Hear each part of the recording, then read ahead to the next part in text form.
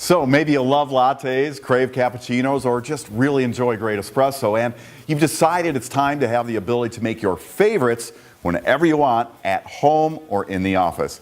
Hey, Mark here from WholeLatteLove.com. In this video, I'll cover the basic types of machines to help you decide which is best for your situation. You'll learn the pros and cons of each type, and be sure to stick around for the end of the video. I'll give you specific suggestions in each category, my can't go wrong picks of machines that have excellent reviews, proven track records, and represent good values.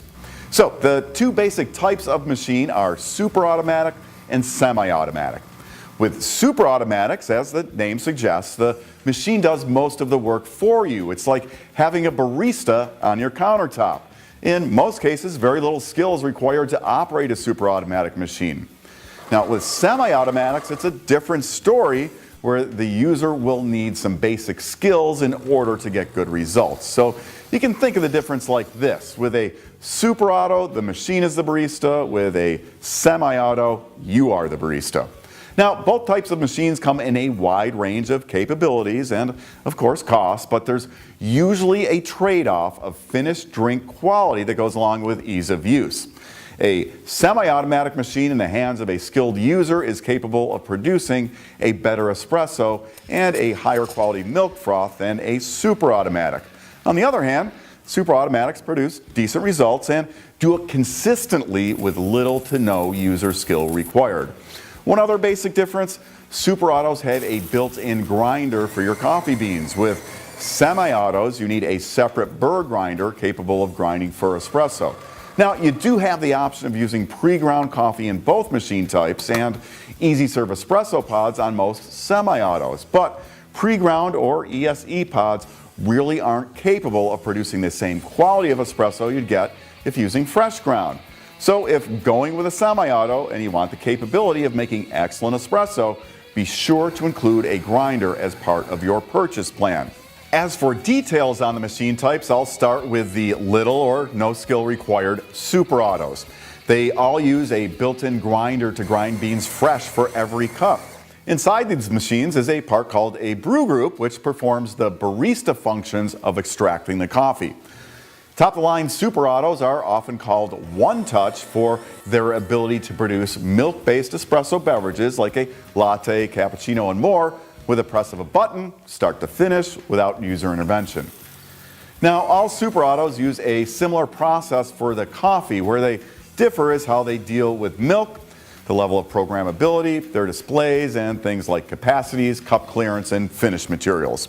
Of those differences, perhaps the most significant is how the machines work with milk. Lower cost models tend to use auto frothing steam wands for texturing milk. It's a manual process but doesn't require much skill. Another option for milk froth is the cappuccinatori. These use a pickup tube and deliver frothed milk into your cup. At the top of the line are attachable milk carafes and spout integrated frothing devices fed from thermal containers or even refrigerated milk supplies. Those are what you'll find on the one-touch machines. Moving on to semi-automatic machines, there's quite a range available, from entry-level models starting under $200 up to refined, handcrafted machines built for decades of service. Now, as I mentioned, semi-automatics do require some skill to operate. If you're a beginner, there are entry-level machines that are good for learning the ropes, but understand that semi-auto espresso is a game of controlling variables, including parameters like grind size, coffee dose, and brewing temperature. Fine control of those variables tends to be more difficult and less consistent when using lower cost entry-level machines. Now, most entry-level machines will use undersized pressurized portafilters. These are much smaller and lighter than the 58mm portafilters found on more expensive machines, and pressurized portafilters are kind of a cheat, really, that tend to produce a lower quality espresso. On the upside, they are more forgiving of grind size, so you can start your espresso journey without purchasing a grinder and use pre-ground coffee or ESE pods. Low-cost semi-autos usually use thermoblock boilers with the same boiler heating water for brewing and for steaming. That means waiting 30 seconds to a minute or so for the machine to get up to temperature when you want to froth milk. And while they will do okay steaming with their auto frothing wands, there is a huge difference in power between these entry-level machines and more expensive machines with larger volume boilers. And if you're interested in taking your skill to the level of pouring latte art, be aware that entry-level machines, or any machine for that matter, with an auto frothing wand is not really capable of frothing to the quality required for that. Now, as this video is intended for beginners, I'll just spend a short time on higher-end semi-autos. These are usually classified by boiler type and include at the low end SBDU machines, which stands for single boiler dual use. These have more power than the small thermoblock boilers and entry-level machines, but you still have to wait in between brewing and frothing milk for the machine to get up to steaming temperature. The next step up are HX machines. The HX stands for heat exchange boiler. With these, you can brew and froth milk at the same time. And in these boilers, there is always steam available. Inside the boiler, a heat exchange section provides cooler water for espresso brewing. The third boiler type is DB, which stands for dual boiler.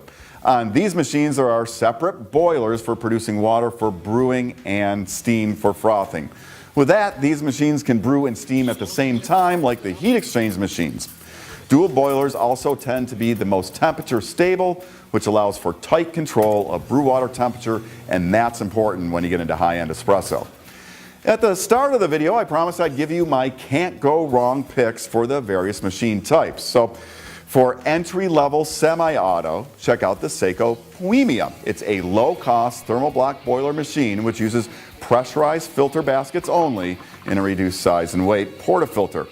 You're likely to outgrow this machine, but many users do love it. For not a whole lot more, there's a lot to like about the Gaja Classic. It comes with a commercial size and weight portafilter and both pressurized and the regular non-pressurized baskets. It's a machine that can grow with you. You can start without using a grinder by using the pressurized baskets with pre-ground coffee or pods, and then move up to grinding fresh when you're ready using the standard non-pressurized baskets. The Classic has been around for many years and is hands down the best value in single boiler dual use machines. At the top end of entry-level semi-auto is the Rancilio Silvia. It's typically about twice the price as the Gaja Classic. Now, Silvia owners do love their machines, and they often refer to them as Miss Silvia. In comparison to the Classic, it has a larger boiler for more steaming power and a manual steaming wand capable of texturing milk for latte art. But you will want a grinder with this one, as it does not include pressurized filter baskets for use with pre-ground coffee. For super auto recommendations, I can open things up a bit as they require little skill to operate. The Gaja Brera is my pick for best value in this category. It's been around for years, is super simple to operate, and uses the same brewing technology found in their more expensive machines.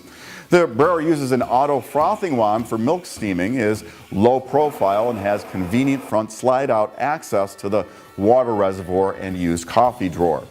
For mid-range picks, I've got the Gaja Anima line, the Base Anima, Anima Deluxe, and Anima Prestige. These machines are a good demonstration of the different milk handling option. The Base Anima uses an auto frothing wand. The Deluxe has the Cappuccino Tori, and the Prestige an attachable milk carafe for start-to-finish lattes and cappuccinos with a single button press. Now, Animas tend to be a better value when compared to machines from other manufacturers with similar capabilities. They are very slim, so easy on counter space, and have all the clearance to handle taller cups and glasses. Now, if you want the absolute best, my top-of-the-line super auto picks are the Jura machines, including the J9 and Z6 for home use. And then for high volume and office use, check out Jura's Giga machines. All these Jura machines feature drink selection by picture on a color display. Drinks are fully programmable down to the ability to adjust the milk, foam density, and even the temperature. Jura's Giga machines can even make 2 milk-based drinks simultaneously. Now, if you have any questions about espresso machines or anything coffee, use those comments down below and I'll get you the answers. I'm Mark from WholeLatteLove.com. Thanks for watching, and I hope you'll come back soon for more of the good stuff on everything coffee. Hey, why not subscribe now for easy free access to more videos on everything coffee, brought to you by WholeLatteLove.com.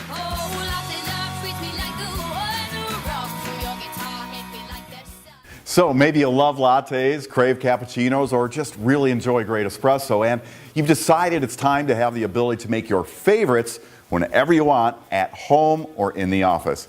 Hey, Mark here from WholeLatteLove.com. In this video, I'll cover the basic types of machines to help you decide which is best for your situation. You'll learn the pros and cons of each type, and be sure to stick around for the end of the video. I'll give you specific suggestions in each category, my can't go wrong picks of machines that have excellent reviews, proven track records, and represent good values.